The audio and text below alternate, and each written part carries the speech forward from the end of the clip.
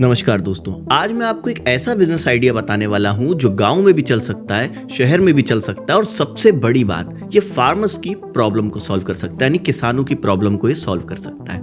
हर साल किसान मेहनत करके सब्जी उगाता है, लेकिन स्टोरेज ना होने की वजह से मजबूरी में सस्ती बेच देता है। और अगर आप उनको स्टोरेज दे दो तो वो भी फायदे में और आप भी फायदे में। आज बात करेंगे mini vegetable cold storage business की। वीडियो एंड तक देखिए, मैं आपको इन्वेस्टमेंट, सेटअप, अर्निंग और रिस्क सब कुछ क्लियर करूंगा। सोचिए, खेतों में आलू, टमाटर, प्याज, हरी मिर्च सब उगती है, पर मार्केट में प्राइस गिर गया।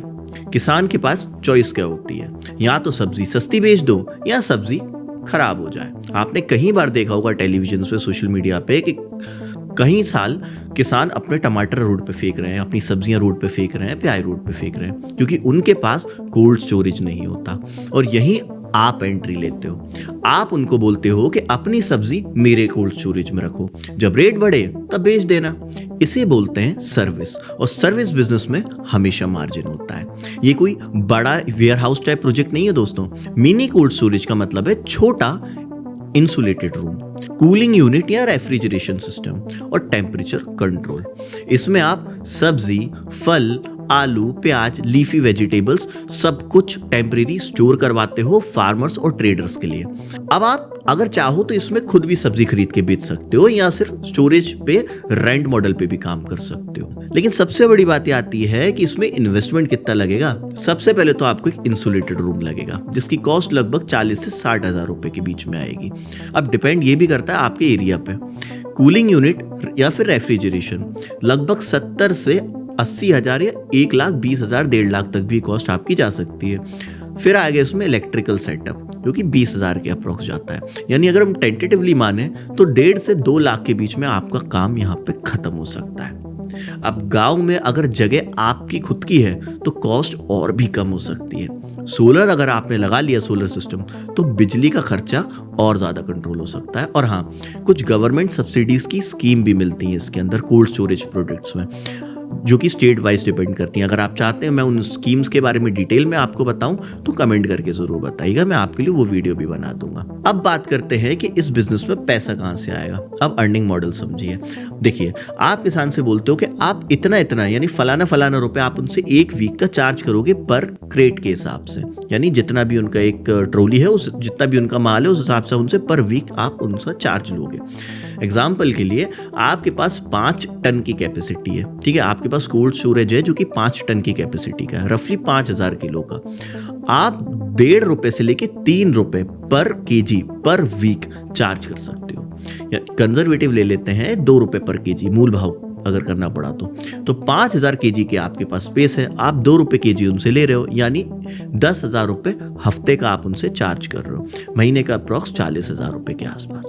इसमें से अगर आप बिजली, मेंटेनेंस, ये सारी चीजें माइनस कर दो तो 20,000 से 25,000 आपका नेट बच सकता है। और मैंने आपको इसलिए कहा था, अगर जगह आपकी खुद की है और आपके अपने अगर सोलर लगा लिया तो ये प्रॉफिट, ये मुनाफा आपका और ऊपर भी जा सकता है। और सीजन टाइम में ये और बढ़ता है, और जब डिमांड ज्यादा होती है तब तो सोने पे सुहागा हो जाता है। ये तो था पहला मॉडल, लेकिन इसका दूसरा अर्निंग मॉडल भी है, खुद खरीदो बाद में बेचो।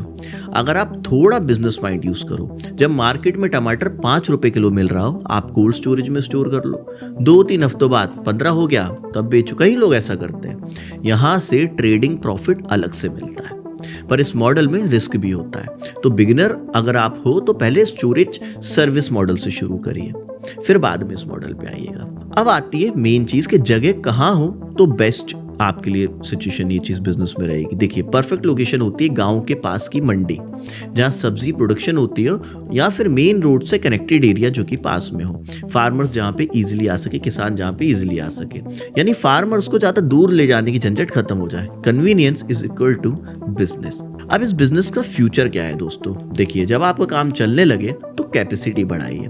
फ्रूट को भी आप स्टोर कर सकते हैं, फलों को आप स्टोर कर सकते हैं, लोकल ट्रेडर्स के साथ आप टाई अप कर सकते हैं, होटल्स और सिटी वेंडर्स को आप डायरेक्ट सप्लाई कर सकते हैं। आगे चल के मिनी कोल्ड स्टोरेज बड़ा प्रॉफिटेबल एग्री बिजनेस भी बन सकता है। अब बात करते हैं इस बिजनेस की रिस्क्स के बारे में। रिस्क क्या होती है इन बिजनेस में? सब बिजनेस में रिस्क होती है, तो इस बिजनेस की रिस्क पे बात करते हैं। देखिए, सबसे पहला रिस्क तो है बिजली का खर्चा अगर आपका हाई हुआ तो एक सबसे बड़ा रिस्क है। दूसरा रिस्क है प्रॉपर टेम्परेचर कंट्रोल करना। अगर प्रॉपर टेम्परेचर कंट्रोल नहीं हुआ तो माल खराब भी हो सकता है। तीसरी रिस्क है लोकेशन अगर गलत हुई तो आपको कस्टमर नहीं मिलेंगे। इसीलिए शुरू करने से पहले लोकल किसानों से बात जरूर कर लीजिएगा, डिमांड कंफर्म कर लीजिएगा उनसे। तो दोस्तों, ये तो था गांव में चलने वाला मिनी सब्जी कोल्ड स्टोरेज का बिजनेस। ये बिजनेस सिर्फ पैसा कमाने का तरीका नहीं है, ये किसानों की प्रॉब्लम्स को सॉल्व करने का भी तरीका है। और ऐसे बिजनेस लॉन्ग टर्म चलते हैं। अगर आप चाहते हो कि मैं और भी गांव और शहर दोनों में चलने वाले बिजनेस आइडियाज लाता रहूं, तो वीडियो को लाइक करिएगा और कमेंट में लिखिएगा कि अगला बिजनेस आइडिया जल्दी लाओ। चैनल सब्सक्राइब करना मत भूलिएगा, क्योंकि यहाँ हम सपने नहीं, ग्राउंड रियलिटी वाले बिजनेस बताते हैं। मिलते हैं नेक्स्ट वीडियो में एक और पावरफुल आइडिया के साथ। आज के लिए बस इतना ही। जय हिंद।